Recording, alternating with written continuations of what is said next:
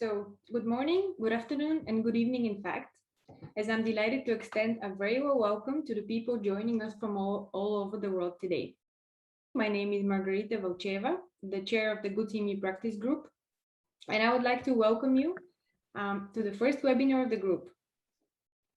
Today, I will interview Dr. Froukje Sosef and Dr. Thomas Kleinoeder as members of the gCMEp practice group on their path from clinician to education provider. They will discuss their motivation and challenges in their path.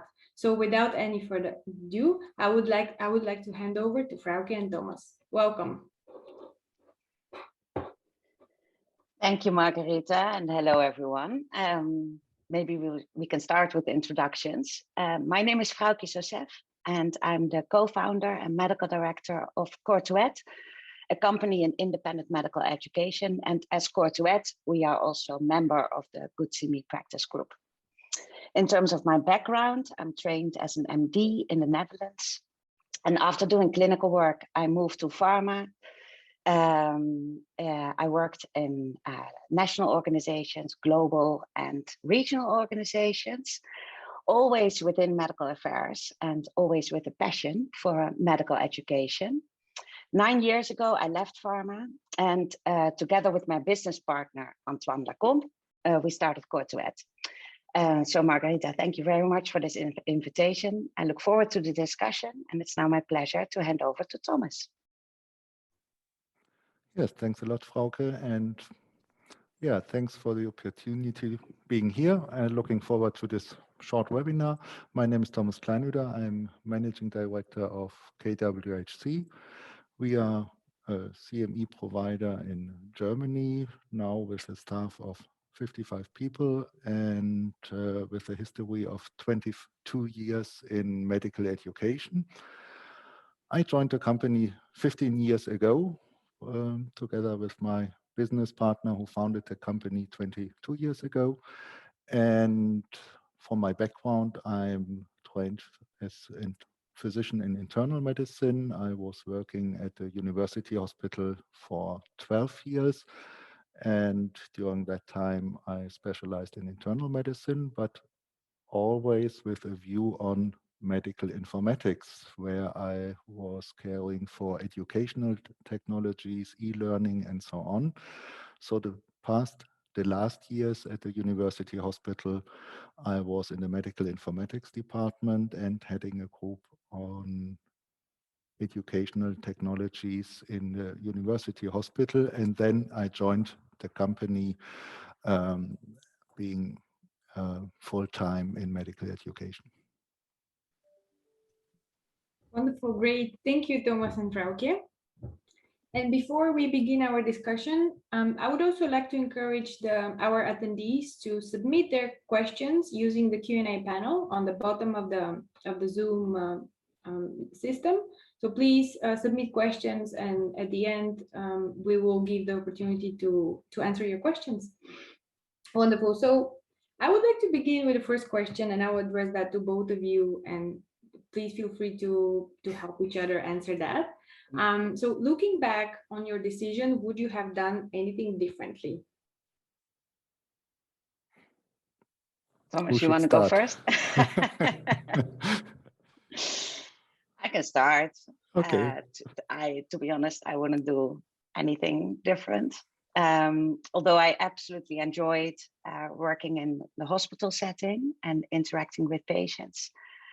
For me, the career path in healthcare is quite set up front, and I had a need or a desire to work more project-based and also to choose my own flexibility in the path I wanted to take. So that's something that pulled me in. I worked for pharma for 12 years. I learned a lot in that period. I enjoyed that period. And then to make the decision to move out of that pharma world and start our own company was a big one, because it's a big jump into the unknown. But to be honest, it has been the best decision so far. In my work life, I really enjoy the creativity you can bring into developing educational programs. And I also really strongly believe that through high quality independent medical education, we can support healthcare professionals around the world. And especially now in this digital time of COVID, it's really reaching people globally, allowing them to stay up to date with the latest clinical and scientific insights, and therefore provide the best care to their patients. So with that, I wouldn't do anything differently. It's I'm happy with this. Yeah.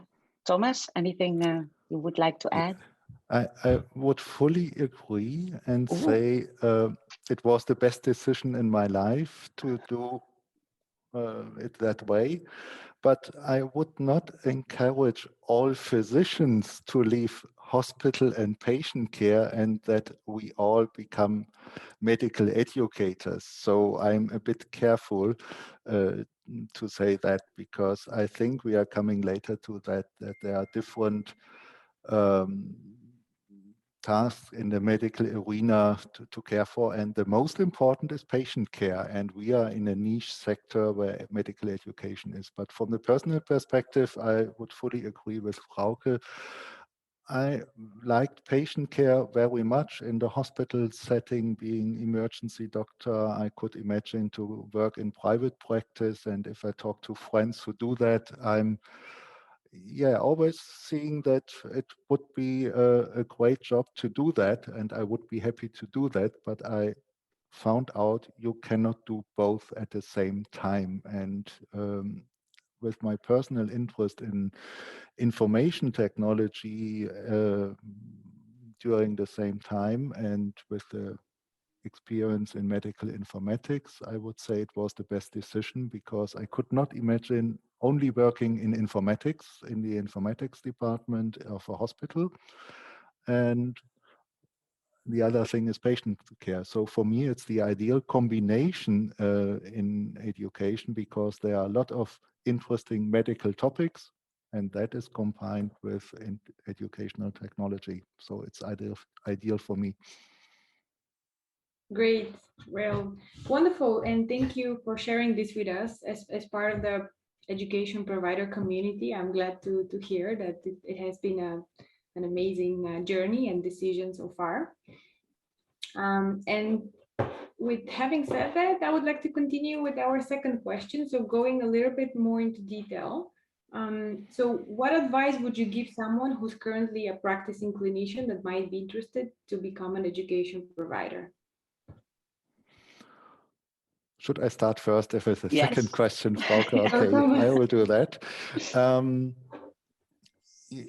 I think there are two aspects of people who are interested in medical education. The one is the larger community of physicians that are working mainly in hospitals in the German setting, where teaching and medical education is done. So these are the colleagues who will remain in clinical care, and we strongly encourage these people we are collaborating with in medical projects to be interested in medical education and to spend a bit of time into, on the one hand, the didactical aspect, what is the focus of medical education, how can you use existing tools, and on the other hand, it's the setting. If we are talking about accredited education, what is the focus on that? It's improving patient care, and it's not showing as many slides as possible about scientific studies. So that means broaden your personal horizon in regard to educational knowledge, but remain the medical expert in the field and join forces with the different people in the educational setting that are focused on, for example, media designers and CME providers, technical specialists as well, because I think that's not the task of physician being a medical education specialist to be PowerPoint media designer, technical development expert, and conference platform expert. There we have colleagues in different areas who will join forces, and that is my personal experience from the university hospital setting, where it was the teaching of students as well as the medical education of physicians, where this developed 15 years ago, and I think made a big step forward, but there's still a lot to do, because if we see now the Corona situation where we have a lot of webinars and still a lot of these educational activities are mainly showing a lot of slides, and there is not enough use from my personal perspective of the other educational methods you can use as discussion or other interactive tools. And I think that's the major challenge we face altogether. And I would encourage all physicians to focus on that. And there will be a really small number that will do the step like Froukje and me to move out from patient care and become a full-size medical educator. Yeah. For that small number, if I may add to that, what Thomas said, I fully agree. For that small number who might consider doing that, my only recommendation would be talk to people before you make any decision, because the work is really different than working in a hospital and even then teaching your fellows or students. It's a really different way of working. So talk to people, get a clear picture of what you would like and also the things that you wouldn't like so much. And then gather all that knowledge first before you make a decision. I enjoy it, but I fully understand that not everybody enjoys it. Yeah. Yeah. Well, thank you both. These are very helpful tips. And I'm sure they will be used by, especially by some of our attendees or people who watch the recording of this webinar later. So I would like to continue with the third question, which is, what are the benefits of being an MD as a medical officer in a professional education organization? You want now me to go first, Thomas? I think there are a few benefits of being an MD when you're also an educational provider, because I do believe that it is easier to understand the challenges physicians have when they are dealing with their patients. So it's easier for us to understand, maybe to get the full picture of those challenges, including, so more of a holistic view, including the comorbidities, multidisciplinary approach, etc. So with that, I think we can serve as a bridge or an interface between the program setup, so the educational program we're setting up, and the view of the experts.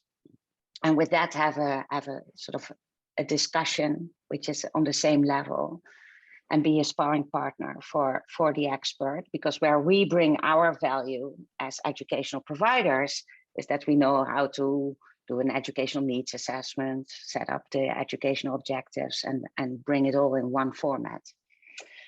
So that is a benefit. That being said, I also know, and we have people like that in our organization. They are good, they are really good, and clinically and scientifically very knowledgeable. So, and it's not just with us, it's sort of throughout independent medical education, you have those people, and they can also have that leveled discussion with an expert and serve as a sparring partner, and come to a high quality educational program. So there are some benefits, but Indeed. It's not the holy grail. That's what I think. Yeah. I think we are a bit. We can work as the interface between the different stakeholders in the educational setting. the one thing Frauke mentioned is it's easier to talk from physician to physicians. And sometimes I'm asked by members of our team, why is it so easy for you to talk to the physician? They don't take me serious, or it's sometimes a hurdle somewhere.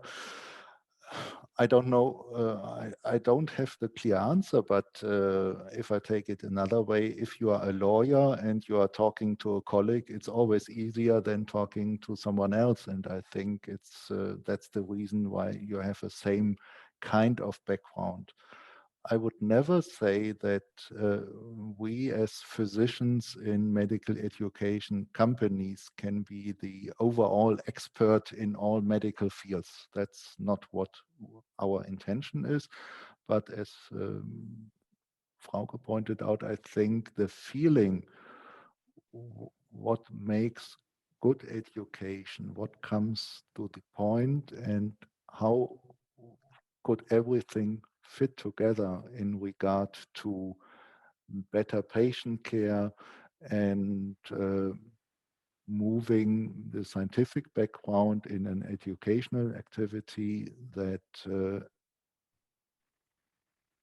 gives a good educational event to the target audience, and lowering sometimes the gap between the experts and the participants, because sometimes the professors from the universities come up with wonderful studies, but at the end, the physician being in the activity is asking, and what should I do with the patient? So there are lots of statistics, and beforehand, when putting together the activity, I think it's quite important to build that bridge between the experts, the participants, and the methods you use. Wonderful. Thank you, Thomas and Froukje. Well, I have to admit, you answered a lot of questions that I had, because being an education provider and communicating with our key opinion leaders on a certain specialty, sometimes I feel that there is indeed a gap. But understandable, I personally myself, I don't have a medical background, which I used to see as a burden. But it's something a provider certainly can work on and improve that, and improve the relationship with these specialists as well. So interesting. We received a comment from the audience, and a first question. So the comment is, somebody, Muhammad from the audience is thanking you for for your insights. More interactions are indeed between the experts and the people providing the education. Yes, we agree with that. And the question is, what do you find most challenging about your roles? How can you answer that? Question is, what is meant by our roles? Perhaps I can take it the way that it is sometimes you feel a bit between the chairs or the tables you are working on, because on the one hand, people expect that you are the medical education provider and the education specialist, and on the other hand, in regard to communication with the experts, and if you are for what we are doing a lot is being the moderator of live events. These people, the experts, expect you to be the expert in all content fields as well. And even being a moderator of an event, I would never say I can be the expert in these details, then we don't need the experts. So my feeling is in the roles, sometimes you feel a bit lost between the chairs. I fully agree with that, Thomas.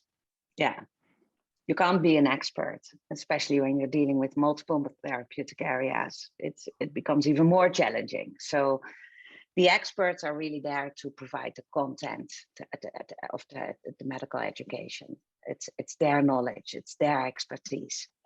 And we moderate, but we also craft the programs, right? So it's a collaboration with two different areas of expertise, I believe.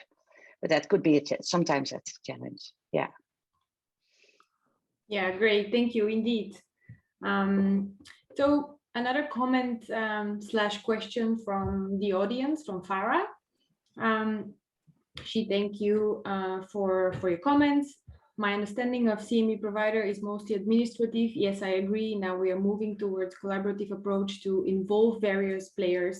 My question is how can we control the commercial sponsorship influencing the CME content and delivery?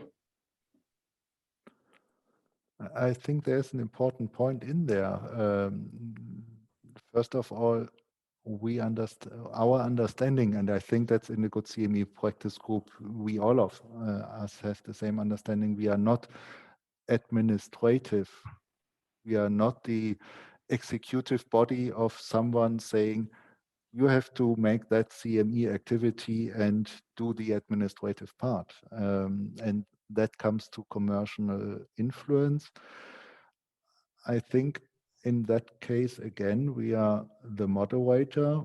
The one perspective is the sponsors, and the other perspective is the speakers. And sometimes it's even more difficult to align with the speakers, where you say, we are preparing a CME activity. It's important to stay with the CME criteria. And you know about them? Yes, sure, I know about them. But then you have to say, oh, but you sent us a lot of slides and that's only about one product. It should be balanced. And the feeling of some speakers and experts sometimes is surprising, and I feel it's much easier being a physician to get the experts than used to this CME rules, even if you think they should know them, to make it a bit clearer for them what is meant with that. Yeah, and not just the speakers, but also actually our supporters, right? So sometimes education is also needed in those directions where you say this is independent medical education, and the content of our programs is not influenced by the supporting company. But sometimes some sort of explanation or education is needed there. Yeah, but it's our role for all of us, and definitely the members of the Good CME practice group, to ensure that that's the case. Yeah. Yes, indeed. Thank you for clarifying that as well. Especially maybe for us as members of the Good CME practice group. Indeed, it's only clear how we develop education, the involvement of industry.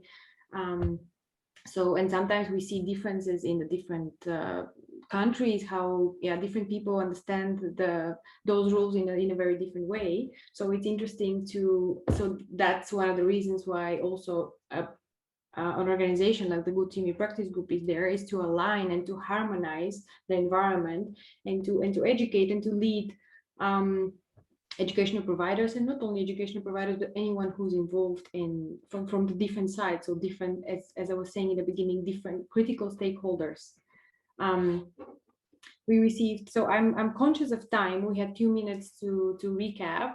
We have one more comment from Eva from the audience, who is basically suggesting that yes, the medical education, it's important that we have somebody as a scientific background to be involved in the development of medical education. The medical education expert is not a CME, but the guide in the objective needs assessment, gaps, outcome definition, didactic formats, design, and much more. So just a brief comment from your end on this. I think we all fully agree to that, right? I think that's a really nice summary of our role. And I think that's also where indeed the expert has the knowledge and the expertise on a specific therapeutic area as a speaker. But our expertise and knowledge is really within medical education. So all the things Eva is mentioning is indeed where we guide those people through, like, you know, this is the gap analysis, and this is where the biggest educational need is, and let's focus on that. So yeah, that's definitely the case. I cannot agree more. So thank you, Eva. Yeah, I would fully agree, and I think it's bringing the spirit of being a physician, a participant, into the educational provider companies. So that means for me, it's really easy being a physician to understand your colleagues and what they think, and that helps a lot to design educational activities. On the other hand, there are a lot of other specialist areas where we need the interdisciplinary team to develop good educational formats. Indeed, wonderful.